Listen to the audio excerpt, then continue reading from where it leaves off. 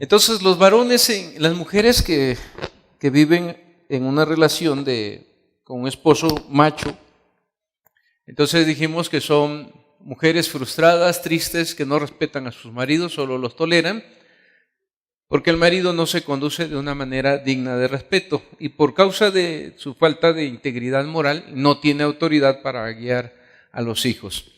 Pero también el macho es solo un proveedor desconectado de la problemática del hogar. Su esposa es la clásica Bartola. ¿Sí han escuchado eso? Bueno, probablemente en muchos hogares se dan estos asuntos. La Bartola es aquella que recibe los 2 pesos y que tiene que pagar el agua, la luz, el teléfono, y todavía con lo que le sobre, le tiene que comprar ahí el alipuz. Déjenme decirles que estos elementos se replican muchas veces en los hogares cristianos, donde el esposo se concreta a decir, ahí está tu quincena, tu semana, no me pidas nada. Y cree en ese sentido que eso es ser un padre de familia, aquel que se vuelve solo un proveedor. Y como dicen algunas hermanas, a veces ni siquiera un buen proveedor. Entonces, estas son las características de un hombre que es macho. Al machista, al hombre macho, sus propios hijos no le respetan porque saben que él es un débil moral e inconscientemente y a veces de forma consciente toman partido por su mamá. Y yo creo que así pasa. Aparte de que crecí en un hogar disfuncional, que todos en cierta manera los hogares son disfuncionales, no hay hogares perfectos, pero hay algunos más disfuncionales que otros, por aquellos de que algunos son más iguales que otros, como decía el hermano. Ciertamente yo crecí en un hogar disfuncional, muy disfuncional. Y en este hogar disfuncional, nosotros hicimos alianza con mi mamá, porque como mi papá le pegaba a mi mamá, cuando yo era niño me metí a defenderla y también a mí me tocaba. Pero llegó el momento cuando él se fue de casa, yo tendría 15 años. A los 12 años yo tuve conocimiento de la primera media hermana que conocí, como a 2 cuadras, a las otras 2 calles más o menos donde nosotros vivíamos. Luego mi papá se fue de casa y se fue con otra mujer, tuvo 2 hijos con esta, luego dejó esta y se fue con otra. Y bueno, ya de ahí no sé si tengo más hermanos por allá. Quizás por revelaciones alguno de ustedes pueda ser mi hermano, En Cristo, Ese sí, sin duda alguna. Pero definitivamente que estas actitudes son las que reflejan este machismo. Y a los 15 años mi papá se va y a los 17 yo dejo la escuela para ayudar a mi mamá y entro al ejército y estoy del 89 al 92, 3 años en el ejército, luego 1 año en la policía. Así que imagínense todo este estereotipo. Con el pensamiento que yo tenía era, las órdenes no se discuten, se cumplen, punto.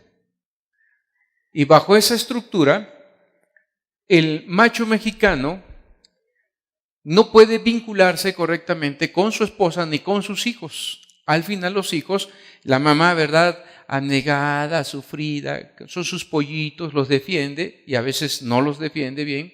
Y por eso también hay muchos reclamos, porque hay hijos que le han dicho a su mamá, mamá, ¿cuántas veces te dije, deja a mi papá, vámonos? He escuchado esos reclamos de muchos hijos de hogares disfuncionales también.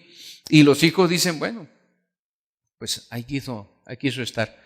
Apenas platicaba la semana pasada antes de venir con un muchacho que me habló de Campeche y me platicaba la historia. Su mamá murió del hígado. Una mujer casada con un pastor, clásico macho, y esta mujer en depresión, era una compradora compulsiva, vivía con pastillas porque estaba en depresión, etcétera.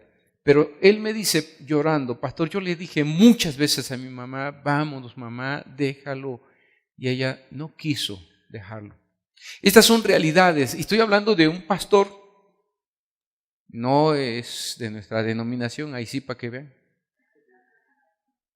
Es de la Iglesia Bautista, pero nos pasa a todos, no importa de qué denominación seamos. Vivimos bajo una estructura que el machismo está dentro de la misma vida de la iglesia y los pastores lo podemos replicar y predicar. Y nosotros hicimos alianza con mi mamá, como somos 7 hermanos y mi papá le pegaba a mi mamá, yo les dije a mis hermanos, no permitan, claro, yo ya estaba en el ejército, había aprendido de todo un poco, defensa personal y todo, yo decía, bueno, pues si nos tenemos que agarrar, me tendré que agarrar con mi papá. No era algo que yo quisiera, pero pensaba que si eso llegaba a suceder, pues yo estaba listo. Y entonces mi papá iba cuando yo no estaba. Y cuando yo llegaba, mi mamá estaba llorando. Y les dije a mis hermanos, ¿saben qué? Ya, no permitan que mi papá le vuelva a pegar a mi mamá. Ustedes son 6. Agarren un palo cada uno y van a ver que no se avienta. Un día salí franco y veo la casa de mi mamá, está en una lomita, y veo el carro de mi papá. Imagine, hay problemas. Arranco a correr, llego, y sí, mi mamá estaba en la cocina, mis hermanos con su palo en la mano, y mi papá enfrente. No se aventó. Entonces yo le dije, no vuelve usted a pisar esta casa, no le quiero volver a ver aquí. No viene a ver cómo estamos, no nos trae dinero, no le interesa nuestra vida, nosotros no le vamos a fastidiar con las mujeres que tiene. Así que por favor, no vuelva a regresar. Se fue, nos echó pestes, nos dijo hasta que nos íbamos a morir. Pero eso sucede. Muchas veces los hijos y los varones terminan haciendo alianzas con la mamá y entran en pugna con los papás. Y eso es grave porque al final entra una crisis y un conflicto para los varones porque entramos en un pleito con nuestros padres. Y eso nos va a generar muchos problemas también para definir la figura paterna, la correcta relación de los hijos con los padres o del padre con los hijos. Pero son conflictos que se dan. Y luego si tenemos aunado a esto, como hace un ratito que salimos por allí, yo sé que hay muchas historias que pudiéramos platicar, que son reales, que son de ustedes, que son sus vivencias y que se ven reflejados en la historia que nos tocó a nosotros, ¿no? Pero esta es una realidad que necesita ser transformada a partir de la palabra de Dios, aceptarla, no negarla, porque nosotros, yo recuerdo cuando este suceso se dio que corría mi papá de la casa, mi mamá le contó al pastor. El pastor llegó y me dijo, estás bajo maldición porque te opusiste a tu padre, tú debías honrarlo. Y claro, yo entré en crisis y me peleé con Dios porque le dije, pues no te entiendo, o no te entiendo. O si tú eres bueno, amoroso, ¿por qué permites que pase todo esto, no? Y entonces todo eso me llevó a una crisis y por supuesto la relación de los varones y de las mujeres con Dios como en la figura de padre nos va a costar muchísimo trabajo porque no hubo un sano vínculo desde de 0 hasta los 3 años, que son los pensamientos muy concretos. Todavía no se desarrolla el concepto del pensamiento abstracto en los niños. Entonces, para nosotros la figura de nuestros padres es como Dios. Y la forma en cómo nos traten es lo que permitirá o no una sana relación con la figura de Dios como Padre. Bueno, entonces, hay Bartolas en las iglesias todavía. Esposos que solo se concretan a decir, ahí está, y no se preocupan por nada más. ¿Cómo va el niño en la escuela? ¿Cuáles son los problemas? Si oran en la mañana, si no oran, si leen, si tienen problemas en la escuela. Ahí está Bartola para resolverlo. Y muchos padres cristianos están tomando esta figura que no es bíblica, que eso es lo que estamos afirmando en este momento.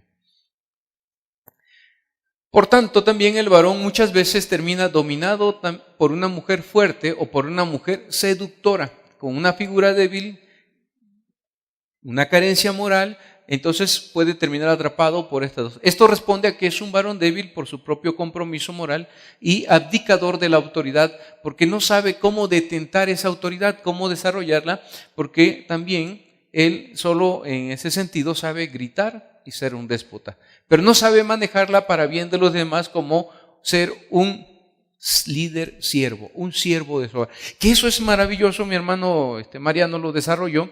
Por ahí sería bueno que pudiesen después leer también a René Padilla cuando habla de la dignidad del hombre y la mujer.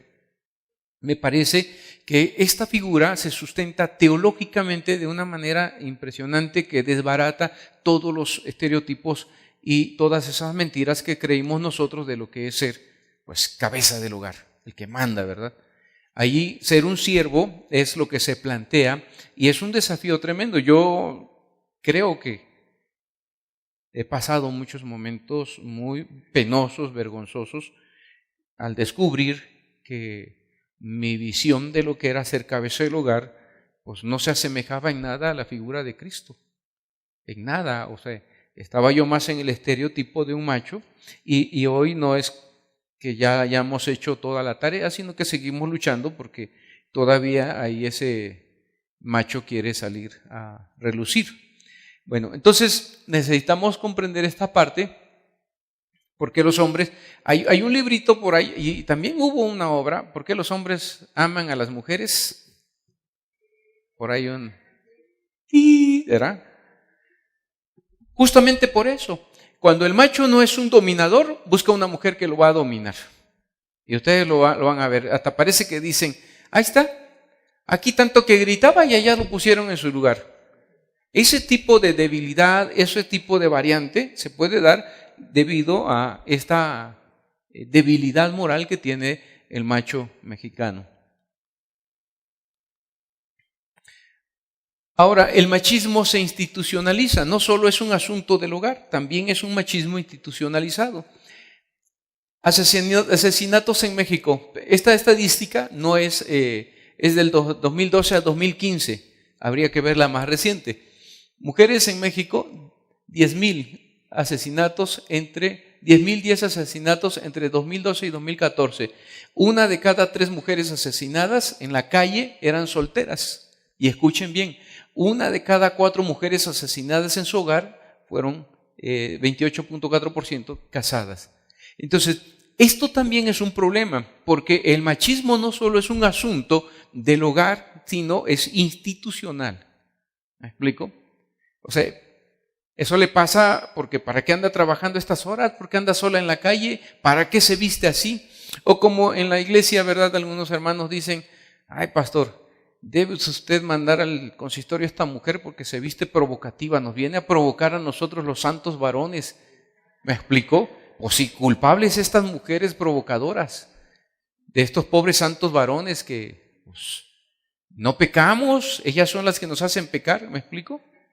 Se culpa a la mujer.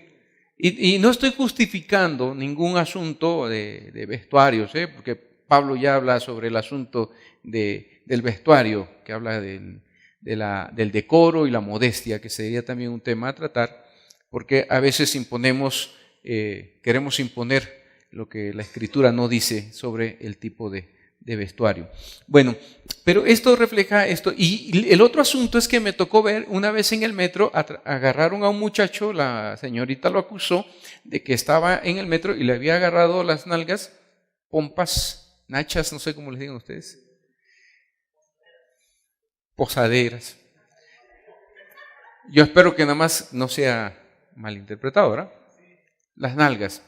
Y entonces lo traían los policías a este hombre y venía ahí con una cara de sufrido ya y decían los policías a la muchacha, oiga señorita, mire, desista de acusarlo, mire, lo va a perjudicar, de verdad lo van a mandar a la cárcel, piénselo, por un errorcito que cometió. O sea, vean cómo los varones tienen esta visión.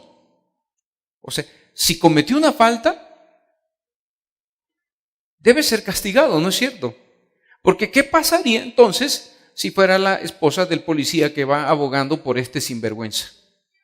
¿Me explico?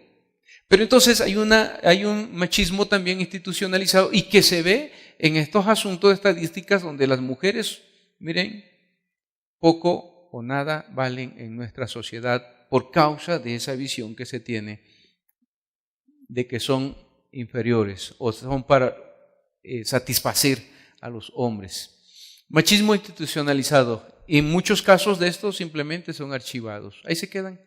Pues ella se lo buscó, se lo merecía, ¿para qué le gritó a su marido? Etcétera. La iglesia, la mujer esté sujeta. Es la cruz que el Señor se le dio. Ore por su marido. También desde la iglesia se institucionaliza el machismo. Llegó una mujer en una ocasión a la iglesia con un ojo morado, toda golpeada, y el consejo de los ancianos y del pastor fue: hermana, ore que el Señor lo cambie. Al otro domingo llegó con el otro ojo golpeado. Y siga orando. Ese fue el consejo. Me explico, a veces no es que sea malintencionado, a veces ni siquiera los mismos consistorios o pastores tenemos una visión de pastoral para la violencia intrafamiliar. Eso yo lo descubrí cuando estuve en Costa Rica, que tuve la oportunidad de estar en un curso de violencia intrafamiliar. Y no existe un modelo o una estrategia pastoral para ayudar a las mujeres que están sufriendo violencia en sus hogares o los hijos que sufren violencia.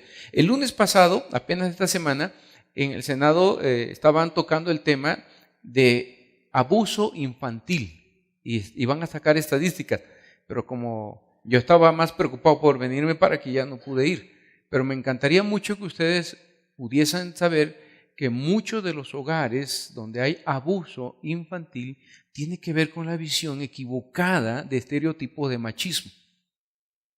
Y entonces esto está destruyendo nuestra nación, está destruyendo a las familias, y en la iglesia nosotros nos hemos hecho cómplices también al no responder con una pastoral que ayude a estas mujeres, sino diciéndole: hermana, pues siga orando hasta que finalmente la maten. ¿Sí me explico? A veces no sabemos qué hacer, o puede ser que nosotros mismos como pastores estemos replicando esto. Me ha tocado dar acompañamiento pastoral a pastores en problemas con sus matrimonios. Y en una ocasión, con un pastor,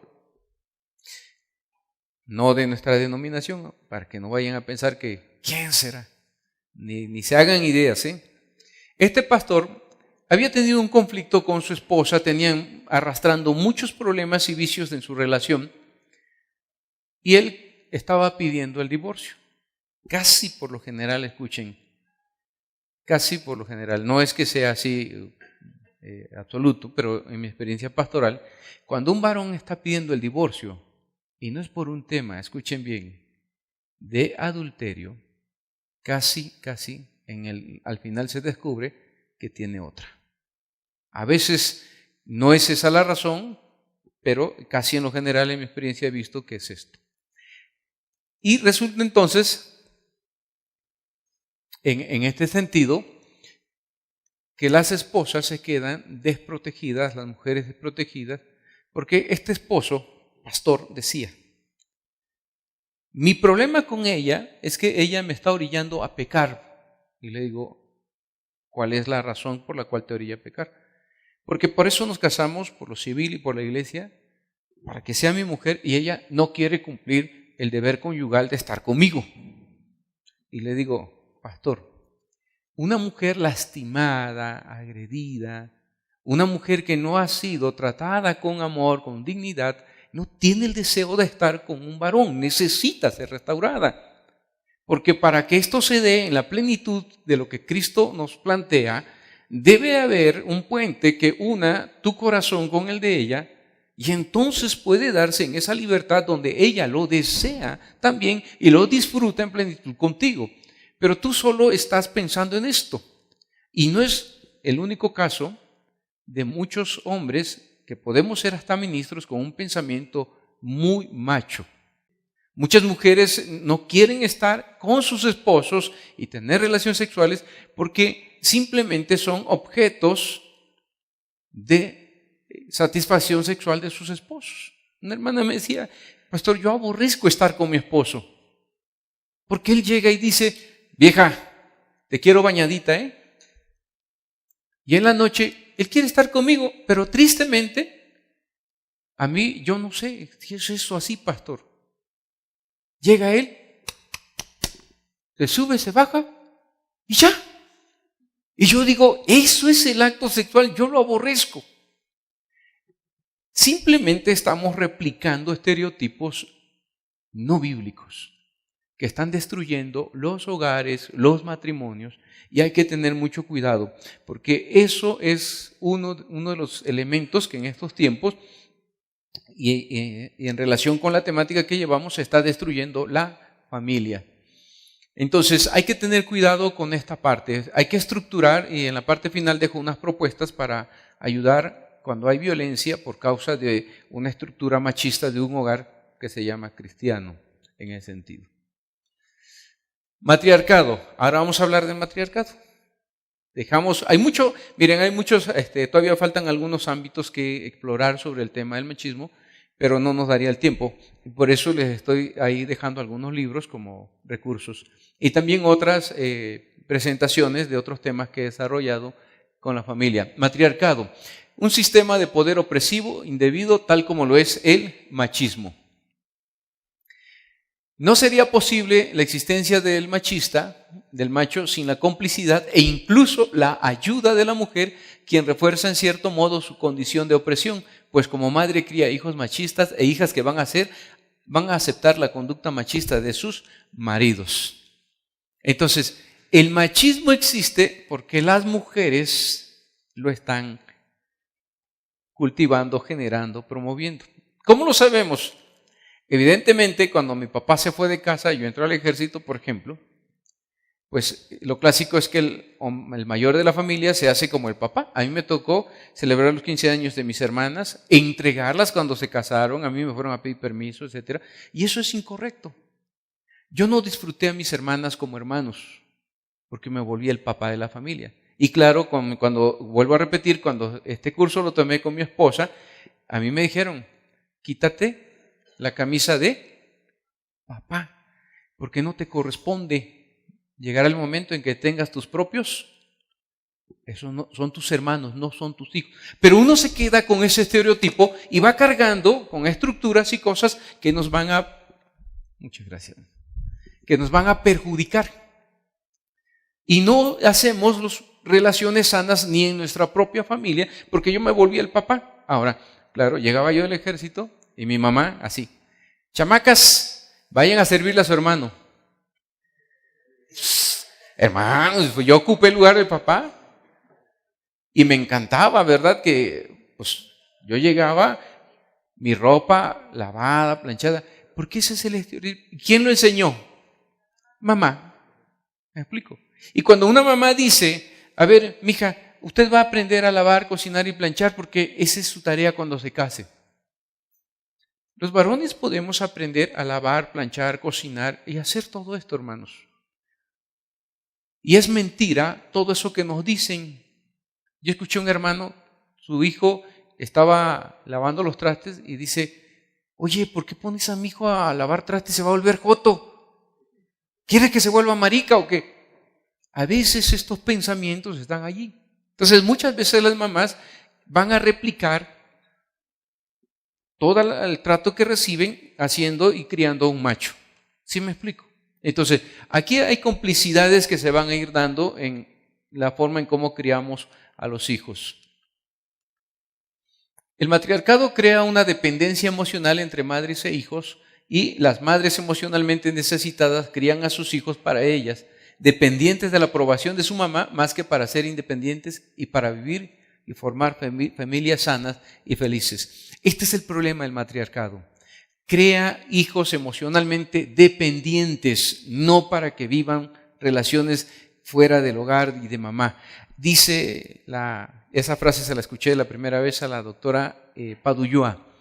Dice, el cordón umbilical le puede dar la vuelta al mundo. Ahí está el muchacho, ¿verdad? Ya bigotón, aquí, empresario allá en China. Y la mamá en la madrugada. Hijito, sí, mamá. Ay, hijito, ¿te estás tomando tus pastillas? Sí, mamá, me las estoy tomando. El empresario allá en China y la mamá aquí en México. Pero lo trae marcando el paso. Entonces, el cordón umbilical no se rompe. En el matriarcado se genera este tipo de vínculos. Y yo he visto muchos matrimonios con problemas porque los que no rompen este vínculo no pueden hacer un hogar propio. Es que así lo hacía mi mamá. Es que déjame, le pido permiso a mi mamá, es que voy a ver si mi mamá quiere. Y casi por lo general, cuando un chico nace y se desarrolla y crece en un hogar de matriarcado, normalmente va a llevar a la esposa a vivir a la casa de la mamá. Y la mamá es la que va a decidir que todo lo que se va a hacer en el hogar que él está conformando. Entonces, y por otro lado, por allá alguno, ¿verdad?, terminará haciendo lo que ha pasado en muchos hogares. Puede ser el primero o el último. ¿Te vas a ir? ¿Me vas a dejar? Todo lo que he hecho por ti, ahora que estoy vieja, ¿verdad?, me abandonas. Y terminan chantajeados por su mamá y se van a quedar allí, sin proyectos. ¿Cuánta gente frustrada? Eso es parte del matriarcado. Genera estereotipos que no está formando personas sanas, independientes, sino codependientes emocionalmente de la mamá. Entonces tenemos problemas también con el matriarcado. Entonces las madres siembran las futuras desgracias de las esposas de sus hijos en las maneras de criarlos. ¿Sí estamos? Entonces la mamá en el matriarcado está generando aquí, ¿verdad?, un macho que finalmente es el que va a ir a destruir otro hogar. ¿Sí estamos? O la frase, ¿verdad?, que he escuchado. Vecinita, vecinos, hasta en las películas, cuiden a sus pollitas que mi gavilancito anda suelto. ¿Verdad? O sea, esa es la figura del macho. Él tiene derecho. Pero la señorita no, esa no sale, esa la cuidamos, etc. Son formas de crianza. Los niños que son tiernos muchas veces se deforman emocionalmente bajo el peso de la responsabilidad de hacer felices a sus mamás, porque ellos no pueden suplir de manera adecuada las necesidades emocionales de sus madres. Y cuando tratan de hacerlo, se hacen grave daño a sí mismos y también a la familia disfuncional. ¿Sí estamos? Entonces, normalmente algún niñito del hogar o todos los hijos van a querer agradar a mamá, cumplir, ¿verdad? Todas sus necesidades emocionales, mamá lo va a vincular sobre los hijos. Ese es un problema serio, porque al hacer esto, se le exige y se le demanda a los hijos algo que no pueden cubrir porque no están diseñados para eso. ¿Me explico? Una mujer debe de encontrar primero su plenitud en Dios, un varón, y luego con su par que sería su esposo o la esposa, y ahí se complementan y trabajan juntos. Pero querer que los hijos suplan las necesidades emocionales de una mujer es gravísimo, muy grave. Porque los hijos empiezan a tener cargas emocionales y se van a preocupar porque mamá siempre esté feliz. El problema es que nunca van a poder lograrlo. ¿Sí estamos? Y ahí los niños, en estos casos también, muchos hijos terminan dominados y gobernados por una madre que van a ser no estoy diciendo que sea el único, uno de los factores que van a llevar a los chicos en la adolescencia, que es donde se desarrolla la identidad sexual, a la crisis sobre ¿qué soy? Y muchos van a ser engañados y arrastrados bajo la ideología de género con todo lo que dicen y van a abrazar el homosexualismo. No porque lo sean, sino porque no tienen claridad para estructurar su propia identidad sexual. No tienen ni los recursos, ni el conocimiento, ni la experiencia de una relación sana con la figura paterna. Uno de los factores, no es el único. Mujeres mártires, consienten el abuso de sus maridos, sufriendo abnegadamente, pero resintiendo en el fondo a sus abusadores y, por supuesto, faltándoles el respeto. Esto un poquito ya habíamos hablado en el anterior. Pero también hay mujeres arpías. Te estoy hablando a ti. ¿Me estás oyendo?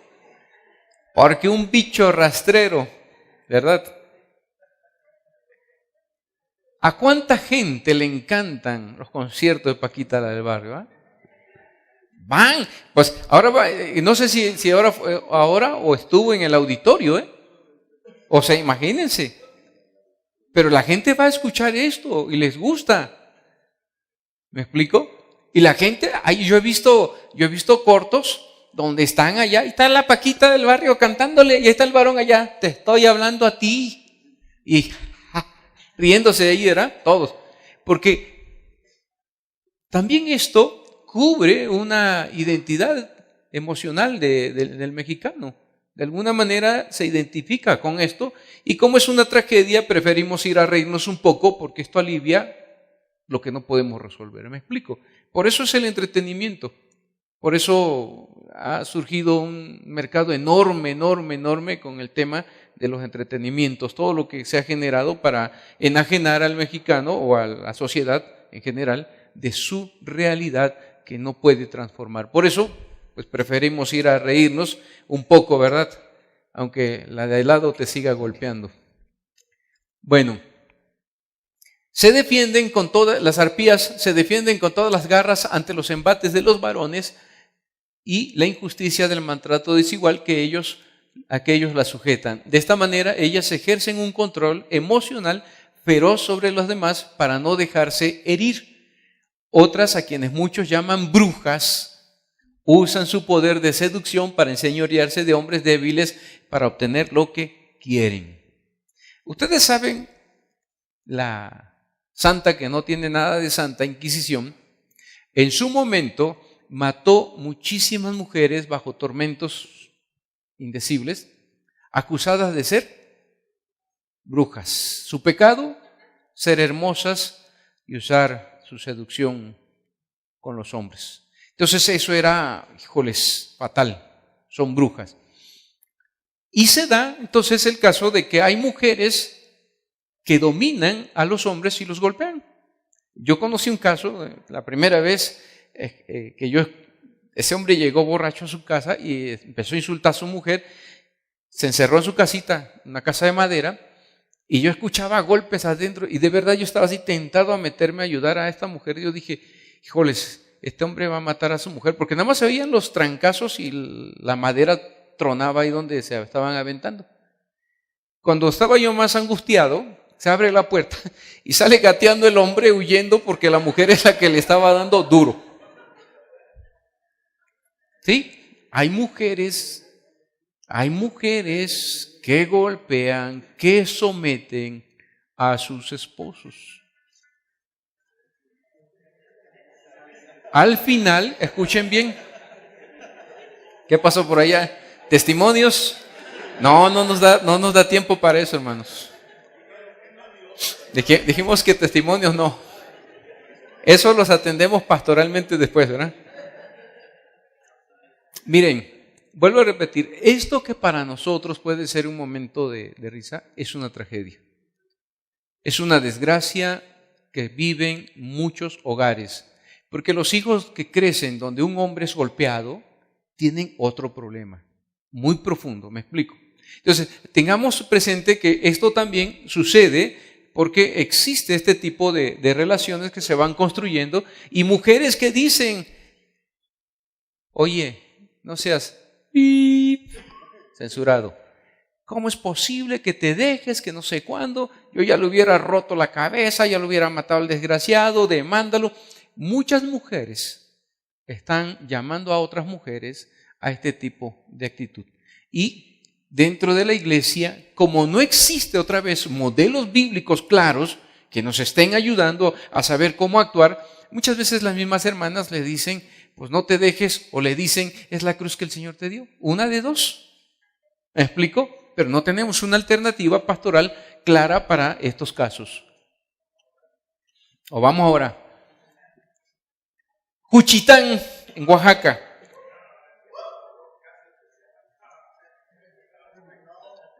Los sociólogos han hecho un estudio en México sobre el matriarcado. Regionalmente, el matriarcado más acendrado, más radical, está en Juchitán, en Oaxaca, hermanos. ¿Quiere usted saber quién manda? ¿Qué les dice la foto? Miren, así es como se organiza allá en Juchitán los asuntos. La mujer es la que manda. Pero también este es un problema, hermanos. Otra vez, vuelvo a repetir. Por eso, allá en Juchitán, en Oaxaca también tenemos, bajo este tipo de estereotipos de cultura, tenemos a los muches. Si han escuchado un poco de ellos. O sea, son estructuras, hermanos. Al final, si hay alguien de aquí de Oaxaca, Nosotros tenemos una misión como iglesia en la Sierra Zapoteca de Juárez. Y lo cierto es que usos y costumbres son muy metidos, arraigados en la vida del pueblo y la gente se estructura así. Y el Evangelio no ha incidido en ese sentido. No se ha visto que marque la diferencia la palabra de Dios. Porque lo que hicimos fue, como dijo mi hermano Mariano, preocuparnos por que sepan del Evangelio, pero no porque tengan una conciencia del alcance de ese Evangelio en la vida integral de las personas, que transforma todas las relaciones. Debe transformarlas, debe convertirlas en justas y santas, y hay algunos principios que al final yo quisiera que nos quedemos con ellos para trabajarlos. Pero esto es parte, por ejemplo, de lo que se vive en Oaxaca. Y el sábado pasado daba yo una conferencia para unas 480 mujeres en un desayuno, y decían algunas hermanas, escuchen, aunque suene de broma, vámonos a Juchitán todas.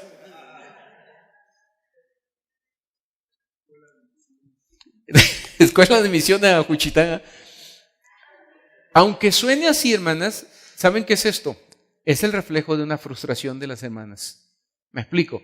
Y eso es un problema de pastoral, y es un problema de educar, de enseñar, que no hemos realizado nosotros los pastores.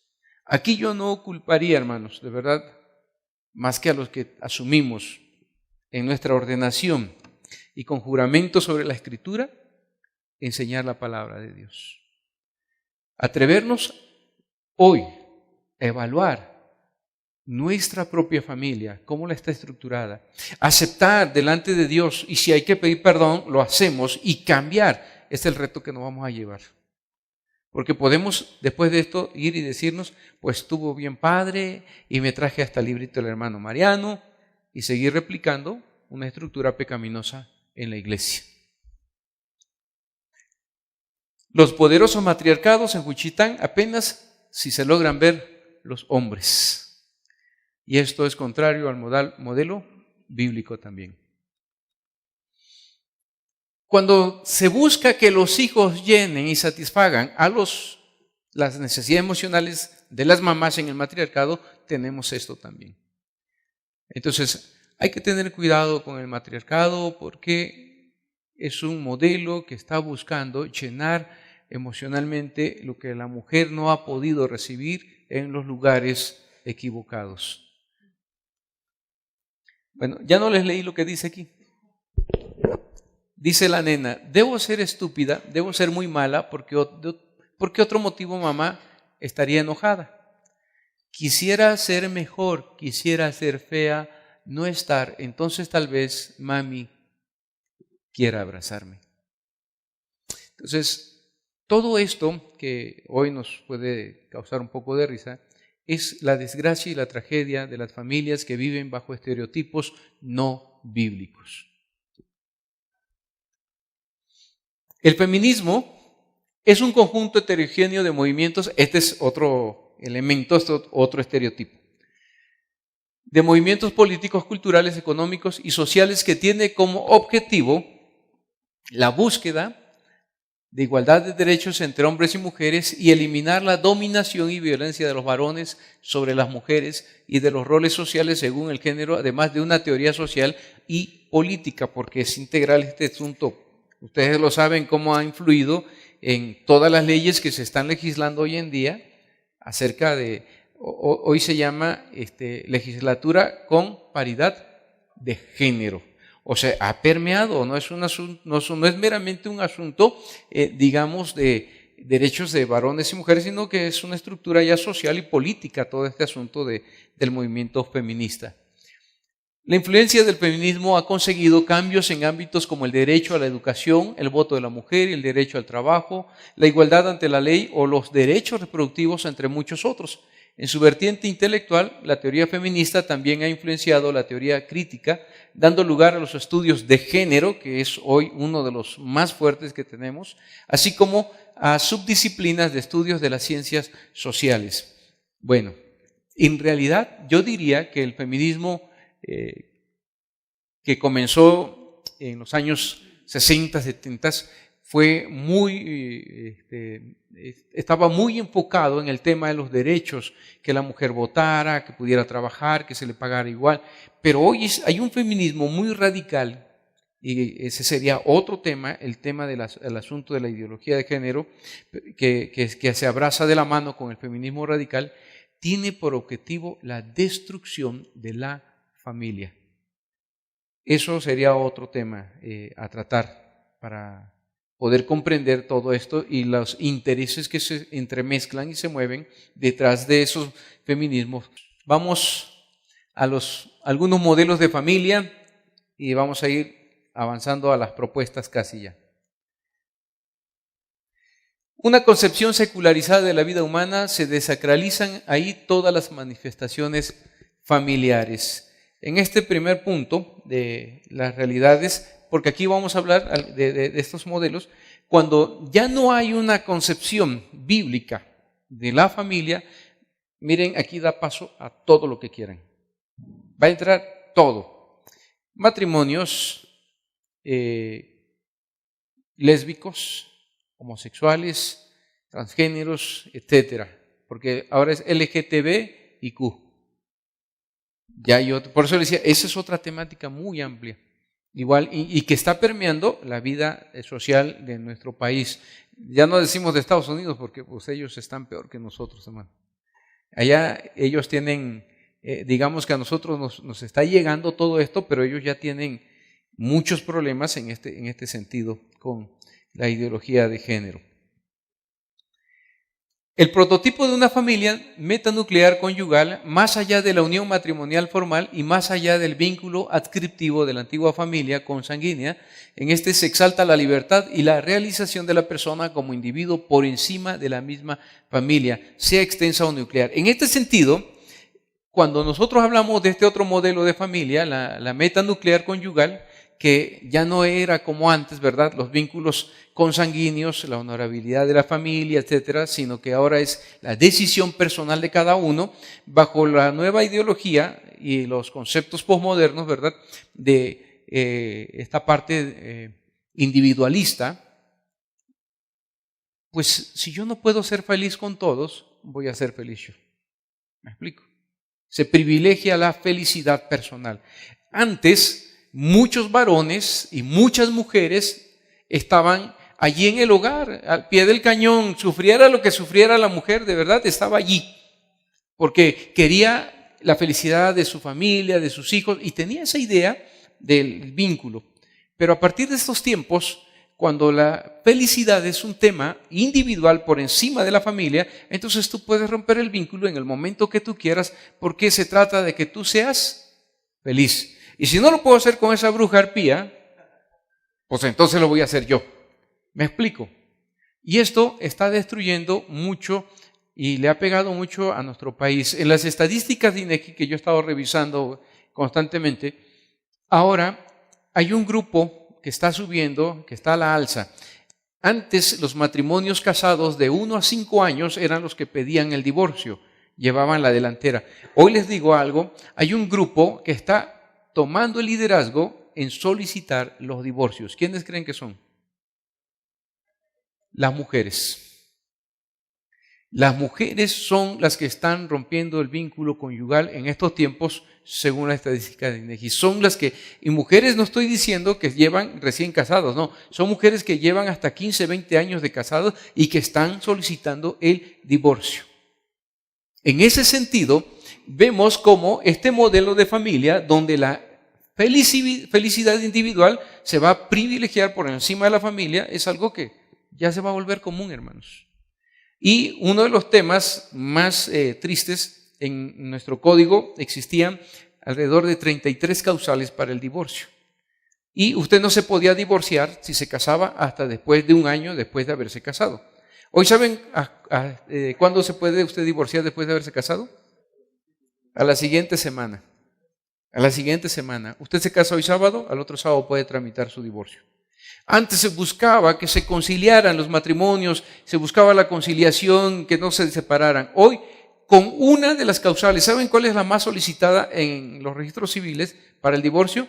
Se llama incompatibilidad de carácter. y ya es unilateral. Con uno que lo solicite procede el divorcio. Ya no estamos hablando de que los dos llegaran a un acuerdo, que estuvieran y firmaran. No, con uno solo. Con uno solo. Y el tema de la violencia, promovido ahora por todo este liberalismo, ha colocado un asunto también peligroso en la ruptura de los matrimonios. Porque violencia, como no se definió en el Código Penal de lo familiar, ahora queda sujeto a que cada quien lo interprete como quiera. Miren, ¿les sorprendería a ustedes esto? Que un esposo no pueda ir a hacer un deporte que le gusta si su mujer le dice, no vas a jugar básquetbol. ¿Saben ustedes que eso ya es causal de divorcio? Hay otro librito por ahí, no, ahorita se me fue el nombre de los autores, hacen un estudio desde Miguel de la Madrid cómo se vino modificando el Código Penal de lo familiar para poder llegar a lo que hoy tenemos. Tenemos un serio problema en este sentido también. Otro modelo sería el que donde se plantea la legitimación ideológica, maternidad sin matrimonio, libertad de experiencia sexual fuera del matrimonio, la unión libre sin matrimonio y matrimonios homosexuales, y etcétera, etcétera, etcétera. Miren, cada vez va a ser más común. Yo he encontrado iglesias donde hay ancianos de iglesia que viven en unión libre y la iglesia no dice nada. O sea, no se casaron. ¿Saben por qué ya no se casan? Porque antes la unión libre no era legal. Hoy ya es legal. Pero ¿saben qué? Sin compromisos. En la unión libre usted se puede juntar con alguien y ya tienen cobertura legal en los hijos, pero no necesito de un juez para romper, ni hacer ningún trámite para romper el vínculo. Y muchos cristianos que desconocen lo que es el pacto matrimonial con todas las implicaciones, deciden vivir bajo el modelo de unión libre. Pero eso no pasa en la iglesia presbiteriana. No, eso no es posible aquí. Seguramente en la Rosa de Guadalupe. Otro modelo es la relativización de la familia mediante el reconocimiento de modos plurales. Entonces ya no es uno solo. Familia es todo aquel que se junte y haga convivencia, como le llamaron en nuestro Distrito Federal, ley de convivencia. Entonces, a partir de ese momento ya no hay un concepto de familia claro. Evidentemente, cuando usted habla de familia, hay muchos modelos, hermanos, muchísimos. Creencias falsas sobre las realidades familiares e implicaciones. Ahora sí. Las creencias falsas. El varón, jefe real del hogar. Aquí se hace lo que yo mando, lo que yo digo. La última palabra la tengo yo. Sí, mi amor. ¿No? ¿Quién tiene la última palabra en el hogar, hermanos? Que se escuche por ahí, por favor, acompáñenme porque estoy solito aquí. ¿Quién tiene la última palabra en el hogar? Miren. Este es un mito, es una mentira. El varón no es el jefe real del hogar. Lo dijo mi hermano Mariano, y en verdad, las esposas son las que están liderando sus hogares. ¿Dónde está el varón que se levanta en la mañana, que con gozo le dice, hijos, vamos a la casa de Dios, que ora con ellos, que los encamina, que todos los días antes de que sus hijos se duerman, ora con ellos, lee una porción, medita, reflexiona, los acompaña? Esa es la tarea de las esposas, hermanos. ¿Me explico? O sea, no hay varones haciendo su tarea. En realidad, esto es también una mentira. El varón no está llevando el liderazgo de su hogar. Y luego tenemos el otro problema de que también, si la mujer luego trabaja, que ese es el mito del trabajo femenino fuera del hogar, tenemos este otro problema. Es que por derechos de la mujer, para que seamos iguales. Y les digo algo, la mujer termina siendo esclava, estresada, cansada, porque trabaja afuera y trabaja dentro. Eso es otra mentira, ¿eh? No, es que para que seamos iguales, es mentira, porque la mujer sigue trabajando en su casa y trabaja afuera y termina con una doble carga de trabajo y muy estresada. Y conozco hermanas que han llegado, pastores, que ya me cansé de liderar mi hogar. Pues hermana, deje que lo haga. Uy, hermano, si se lo dejo se hunde la casa, se hunde el barco. Digo, bueno, pues entonces sígalo cargando. Pero es que ya me cansé. Bueno, vamos a trabajar. Hay que quitar estas creencias falsas y son mentiras, porque por eso las mujeres terminan agotadas, cansadas, porque no estamos generando modelos de relaciones que sean bíblicos. Y las mujeres están trabajando doble, hermanos. Trabajan fuera y siguen trabajando en casa. Y el último, información sexual. Pensando que la información sexual pudiera ayudar a que las relaciones fueran mejores, también eso es mentira. No ha cambiado mucho.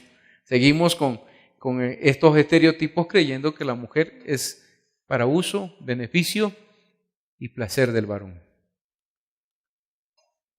Realidades familiares actuales. Distinguir la variedad de las familias según el lugar en que habitan y la cultura y subcultura implicada en ellas. Rural, suburbana, urbana y grandes ciudades metropolitanas. No hay un solo modelo de familia en nuestras iglesias. Ustedes vienen, y alguna hermana me decía que vienen unos de Guerrero, otros de Oaxaca, etc. El hecho de vivir en zona rural, suburbana, urbana o en las grandes ciudades, Monterrey, Guadalajara, la Ciudad de México o alguna otra de las ciudades grandes, va a cambiar los modelos en cómo se van las familias organizando. Entonces, aquí hay que distinguir esa variedad de familias con las que nosotros estamos trabajando, porque podemos predicar sin considerar toda esta variedad de familias que tenemos. El modelo familiar de las megalópolis despersonalizada y masiva se impone a todos los demás pueblos y ciudades. Como decía mi hermano, los modelos de familia nos los van dando la televisión, ¿verdad? Y todos nosotros nos tuvimos que chutar toda la telenovela llamada Enrique Peña Nieto y La Paloma. ¿Sí? ¿Cuántos de nosotros creen que ahí se articuló una familia? ¿Me explico? O sea, nos vendieron el modelo de la familia feliz, aquí él. O sea, ya se están divorciando. O ya se divorciaron. Pero nos vendieron el modelo de la familia sonriente, etcétera, hermanos. O sea, ¿y quién nos los vendió? Teleidiotiza. ¿O no? Con sus churronovelas. Y mucha gente, ¿verdad? Fascinada. Ay, y votaron por el muñeco guapo. Porque hay un estereotipo de familia que nos presentaron también y enganchó. Esa es una. La otra, ¿cuántos artistas, verdad, llegan y los entrevistan? ¿Y por qué se separan? Es que era lo más sano, pero lo hacemos en paz y en amor, cada quien su camino. En paz y en amor. O sea, ¿me explico? Muchos modelos están allí. Y ahora hay una novela que está por salir que habla de una mujer que tiene 2 hombres. Ya hay novelas y de verdad en hora estelar que los niños están viendo programas como Lo que dice el dicho y otros más que yo he visto, donde ya se hace énfasis a las relaciones homosexuales. Un chico enamora a otro chico. Yo me sorprendió ver eso en hora estelar de los niños, en programas que antaño trabajaban por la familia. Hoy por eso son otras realidades. Entonces, necesitamos contemplar nosotros también que los modelos que se están dando en la televisión, que son los que más influyen, son modelos despersonalizados, masivos y que se van a imponer a muchos lugares y la gente lo va a tomar sin ningún discernimiento. Modernización y desvinculación interfamiliar. Este es el otro problema. Todos tenemos un aparatito llamado celular, iPad, tablet, computadora, llámenle como le llamen. Y ahora ya hay el famoso Internet. Cuando yo estudié en el seminario en el 97, no había todo eso. Ni la Internet, bueno, sí había, pero no teníamos ni acceso a celular nosotros. Yo no tenía ni computadora. El chavo más riquillo, porque así podríamos decir, ¿no? Bueno, el muchacho que más tenía, pues, tenía una computadora que tenía una pantalla en blanco y negro, con el sistema MS2 y con una impresora de matriz. Es así.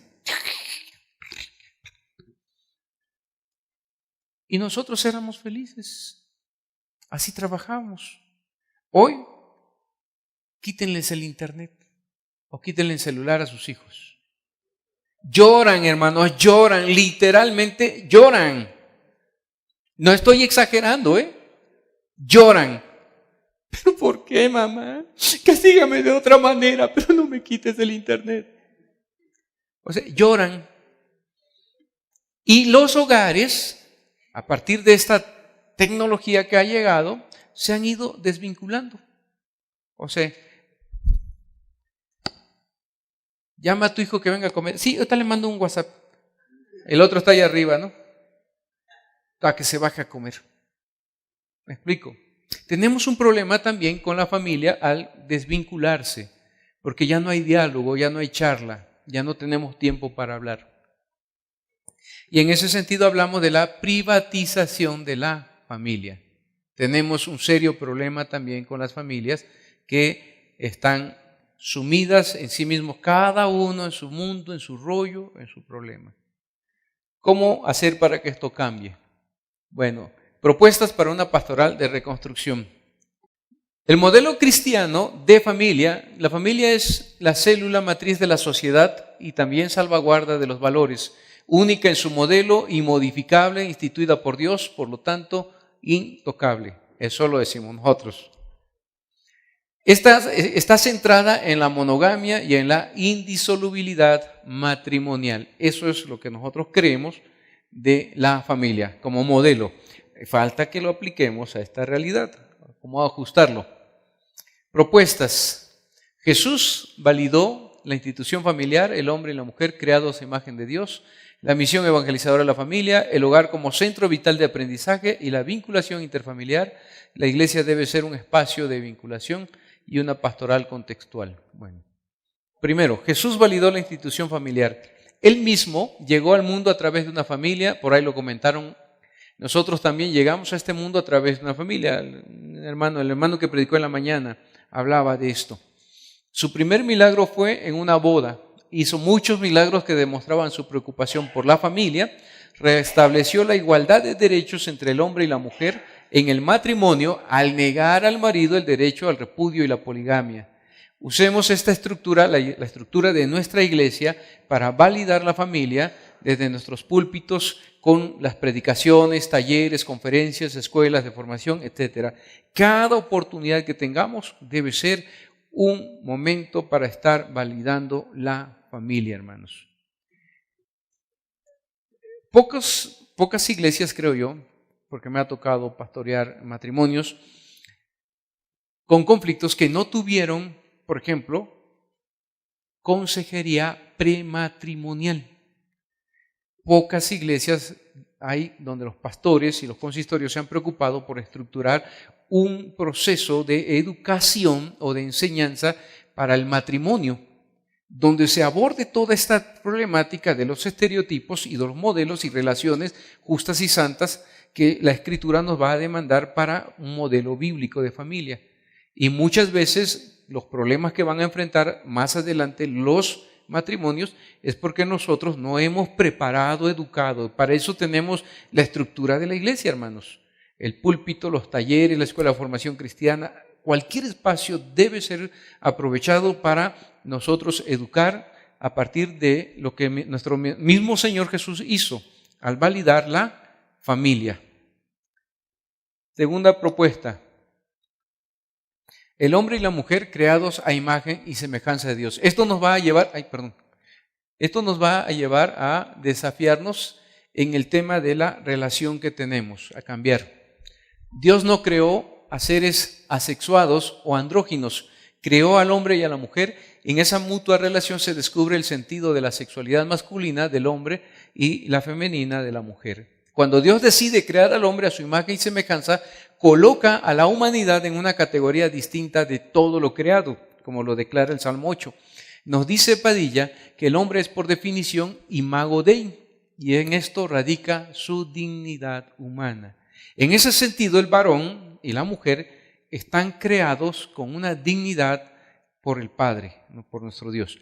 Entonces el varón no le da dignidad, lo que hace es reconocer esa dignidad de la mujer y la debe tratar entonces conforme a esa dignidad que Dios le ha dado a la mujer, pero la mujer también debe reconocer esa dignidad en el varón. El hombre es la imagen de Dios porque lo representa y está investido de su autoridad. Cuando hablo de hombre, me estoy refiriendo al sentido genérico, no del macho masculino.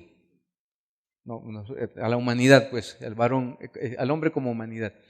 Ambos son bendecidos, ambos reciben la tarea de mayordomía, ambos comparten la vocación. Entonces, no fue nada más para el varón, sino varón y hembra los creó y les dijo, sojuzguen, multiplíquense, sean mayordomos de todo. Entonces, en ese sentido, Dios le da al hombre y a la mujer esta tarea por igual, porque los reconoce y los llama como criaturas suyas, a imagen y semejanza suya. Entonces, yo diría, hermanos, que pensemos en este punto sobre la dignidad de la mujer.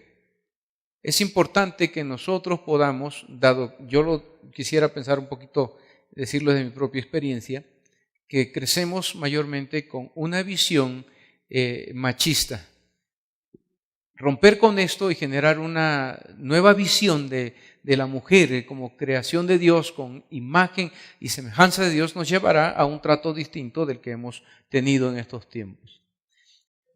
En ese tercer punto, voy a ir adelantándolo, sobre la misión evangelizadora de la familia, es importante comprender el concepto de familia para romper con esos conceptos equivocados de la oveja negra en el hogar. En realidad, cuando Jesús, nuestro Señor, estuvo, dijimos, validó la familia, pero también vemos en la iglesia naciente este concepto de que para nosotros y para nuestros hijos es la promesa y que la salvación no solo es para un papá, una mamá, cuando ahora también se ha hecho mucho énfasis en el individualismo, sino que la familia es importante y la primera tarea de los padres son los hijos. Nuestros hijos son los primeros que debemos ir educando y preparando para ser ciudadanos maduros del reino de Dios. Digamos que ellos, al ser incluidos en el pacto del bautismo, en el pacto de gracia, son ciudadanos que necesitan madurar y asumir su responsabilidad, y esa es tarea de los padres. Y como son ellos la familia, necesitamos nosotros trabajar esta parte como una tarea de los padres, la misión de evangelizar nuestros hijos. El Señor entonces quiere redimirnos juntos con toda nuestra familia y hay que romper con el concepto de oveja negra. Ellos son hijos de hogares disfuncionales que necesitan amor y urgentemente el amor de Cristo. Y también fallamos en juzgar mal a nuestros hijos adolescentes. A veces queremos que ya actúen como personas adultas, pero no lo son. Hay que dar su espacio, hay que ser pacientes, hay que caminar con ellos, pero tener claro que es mi familia la primera tarea que yo debo tomar en esta misión de la evangelización como tal. El hogar como centro vital de aprendizaje. Cada hogar debe ser un centro vital de aprendizaje y cada padre debe ser un maestro. Los padres son sacerdotes y mayordomos de sus hijos. Los padres deben trabajar en los cimientos cristianos del amor incondicional, el carácter cristiano y el autogobierno. Nuestro primer deber como padres es criar hijos que conozcan a Dios y obedezcan sus preceptos. No cumplir con esta tarea hará que la siguiente generación se pierda. Enseñar la verdad es mostrar a Jesucristo y su palabra, y aquí hay que rescatar el rol del padre y de la madre en la educación. En este punto, me gustaría mucho que lean el libro de La familia base de una nación, de la doctora Elizabeth Newman, y también que lean el comentario que hace el doctor Edesio Sánchez Cetina a Deuteronomio 6, donde él prácticamente dice una cosa: la crisis de la familia el día de hoy es que se ha desplazado el centro de educación a la escuela, a la iglesia, a otros lugares, a la televisión, a internet, pero se ha desplazado. El centro de educación por excelencia es y debe seguir siendo el hogar cristiano. El hogar es el lugar por excelencia de educación de los hijos. Y entonces el doctor Edesio dice que la crisis que se da en este tiempo es porque los padres dejaron de cumplir su tarea y que hay padres que están completamente a veces incapacitados para dar orientación en las crisis que van pasando los propios hijos en el hogar. Entonces necesitamos retomar esa tarea desde el hogar y ahí pueden ver estos recursos. Ahí hay unas diapositivas también que se llama Padres Vocacionales. Por ahí cuando lo vean pueden ir viendo estos recursos también. 5. La vinculación interfamiliar. La iglesia debe ser un espacio de vinculación. Ante el individualismo de la sociedad y la falta de comunicación, los miembros de la familia de la iglesia deben entonces, ahí se deben procurar, hermanos, es sugerencias, son propuestas, si ustedes las quieren tomar. Comidas fraternas, celebrar la vida, cumpleaños, aniversarios, bodas, etc. Orar unos por otros, conocer las pruebas y victorias de nuestros hermanos y comprometer a las generaciones en una relación de respeto y amor. Hacer un vínculo entre los hermanos ancianos adultos con la generación que viene abajo. Entonces, tenemos una tarea muy grande. Hay hermanos en nuestra iglesia que viven solos, son ancianos. Y les digo algo, a mí lo que me impactó, esta iglesia ya era fraterna. Esa fraternidad que ellos tienen se fue desarrollando y creciendo un poquito más, pero no la inicié yo, eso lo reconozco. Yo lo aprendí con ellos y me encantó. Llegó un ancianito, un hermano a la iglesia, por primera vez, era una persona de la colonia, pero llegó por primera vez. Y cuando lo recibimos, nosotros hacemos un santo relajo en la iglesia, porque es santo, hablando de que todo lo que hacemos es para la gloria de Dios. Hacemos un círculo, se levantan todos y se van a abrazar en el tiempo de la fraternidad mientras están tocando un himno. Nosotros vamos y abrazamos a todos. Por lo menos se dice mínimo 20 abrazos, hermanos. Y hablamos del poder del contacto físico, que ese es otro tema también. Y un día, en ese día que llegó esa persona, la recibieron y cada hermano pasaba y la abrazaba y le decía bienvenido. Esa persona, cuando terminó la fraternidad, estaba llorando. Y dijo, esta es la primera vez que me abrazan. Ni mis hijos me abrazan porque me tienen olvidado. Pero llegar aquí y ser abrazado y ver el amor que ustedes tienen ha sido muy gratificante para mí. Y él todos los domingos está allá en la iglesia. Es el único abrazo que va a recibir en la semana, el de la iglesia, el de sus hermanos. Muchas veces nosotros no logramos que la comunidad se vuelva vinculante en ese sentido también. Son algunas propuestas, ustedes pueden tener, y seguramente a lo mejor han desarrollado otras ustedes que yo tendría que aprender para seguir enriqueciendo esta tarea de vinculación dentro de la iglesia. Porque la mayoría de las iglesias, los hermanos van, cantan, predican, oran, dan, o el que predica, ¿verdad?, dan su diezmo y se van.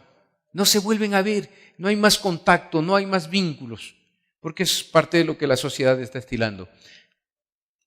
Por última propuesta, se necesita un plan de capacitación en los presbiterios para los pastores, ancianos de iglesia, directivos de las congregaciones sobre ética, elaboración de proyectos pastorales, conocimiento integral del mundo y lugar donde nos movemos y vivimos, los valores que nos rodean, los cambios tecnológicos. Hay un recurso al final también, cómo elaborar un plan educativo para la familia. Ahí viene todo cómo deben desarrollarlo como un recurso más que ustedes pueden llevar para trabajar. A lo mejor alguno ya lo ha hecho, lo puede mejorar, o a lo mejor tenemos que aprender algunos de ustedes, ¿verdad? Pero hay un proyecto, cómo elaborar un plan educativo para la familia en sus iglesias, están allí. Bueno, ahora sí, llegamos a la parte final. Muchas gracias.